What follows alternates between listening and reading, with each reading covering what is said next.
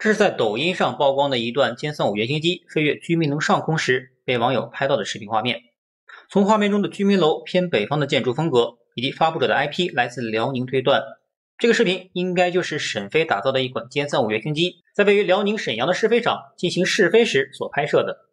没想到沈飞所选的试飞路线竟然如此靠近居民楼，看起来距离歼3-5的正式露面也越来越近了。这不，最新的一张歼3-5高清图片也在社交媒体上火爆起来，就是这一张，的确比此前曝光的任何一张歼3-5都要清楚许多。这是继去年抗美援朝纪念日志愿军烈士陵园内曝光的那两张蓝绿涂装的歼3-5图片，以及今年上半年同样在沈阳试飞场曝光的涂有海军徽涂装的原型机图片后，第三次爆出也是迄今为止最为清楚的一张歼3-5真机图片。这次的图片清晰度尚可，但你要说跟美系装备比起来还是差点意思。说来也巧，就在此图曝光的前几天，隔壁邻居韩国最新研制的隐形五代机 KF-21， 也就是高仿美国 F-22的那款机型，也同样完成了首飞。机上的001表示为第一架原型机，而这架原型机不仅第一次试飞就涂上了空军涂装，而且这清晰度实在感人，生怕你有一丁点看不清楚。而我们的歼3-5连第三架原型机都登场了，也只能从这个角度观看。民用的也一样，像 C919 首批次6架都已经大象漫步准备交付了，最近的一次试飞画面也只能是这种清晰度，就差给你打码了。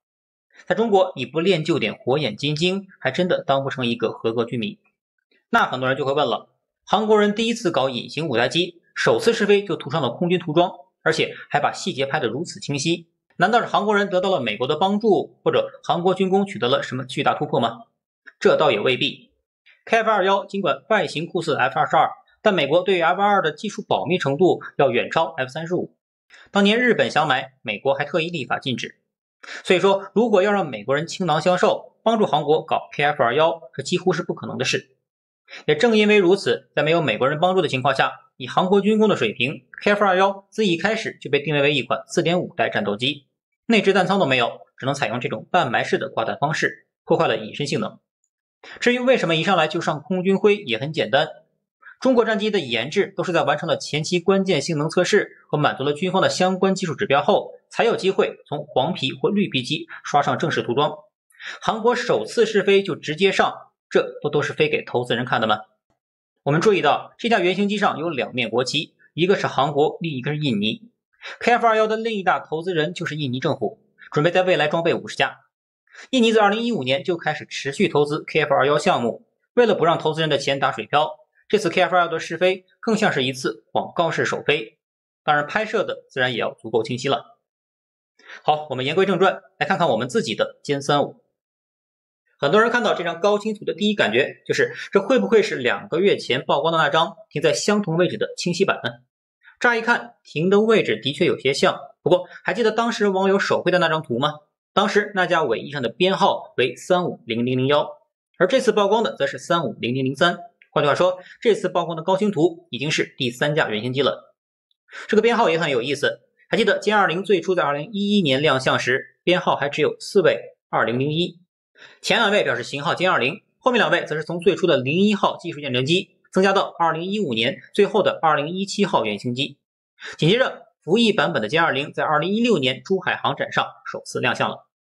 而 FC31 的编号则是增加了一个0为31001，首飞时间是在2012年10月31日，而到了歼3-5编号直接又加了个0，变为3500003。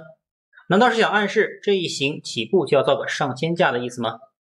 除了35003的编号，垂直尾翼的最上端还能看到此前出现在歼15上面的飞鲨标志，也标志着这款机型将铁定应用在航母之上，是一款舰载机了。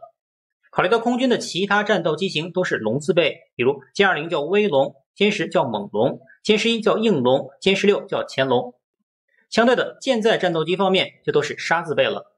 鉴于歼15已经叫做飞鲨，于是很多人也给歼3-5抢先起好了名字，比如叫蓝鲨、暗鲨的什么都有。但官方还没有正式公布，感兴趣的也可以一起来给歼3-5起个名字。发动机方面，锯齿状的发动机喷口与3500001基本保持一致，都与安装在枭龙战机上的俄制 RD93 发动机有着非常明显的区别，所以这两型试飞型号应该都采用了国产发动机。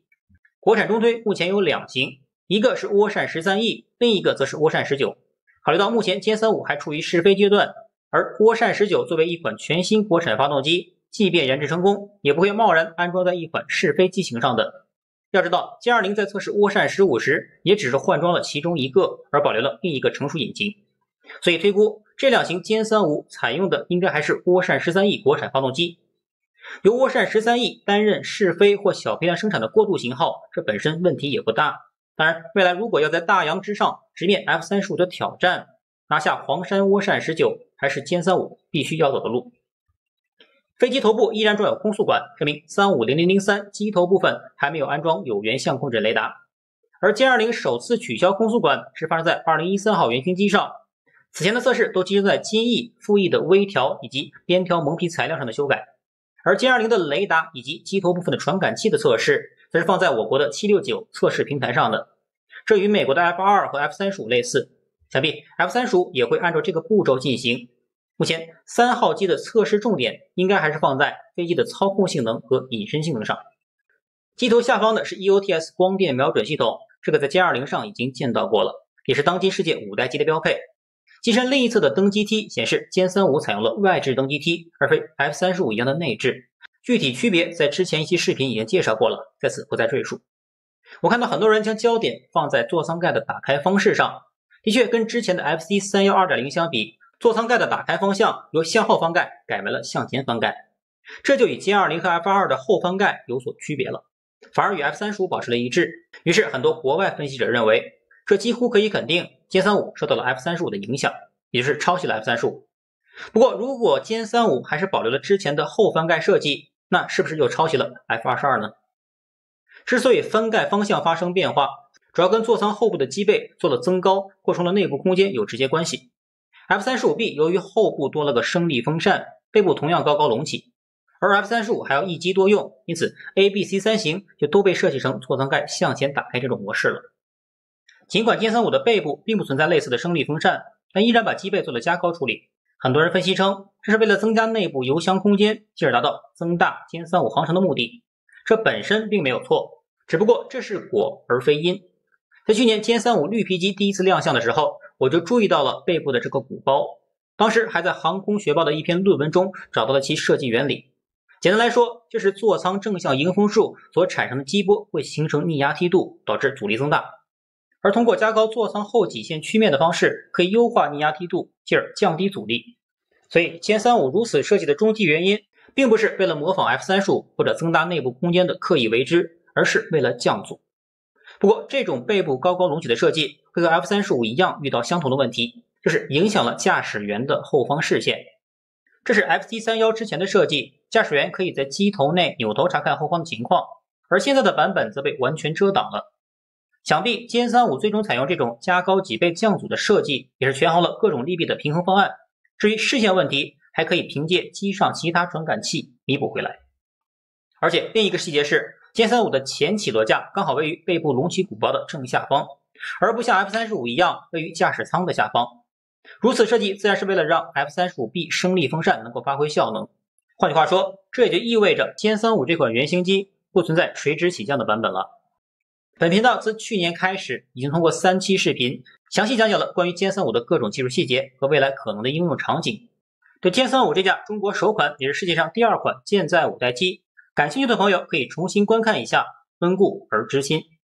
好，那本期视频就录到这里，我们下期视频再见。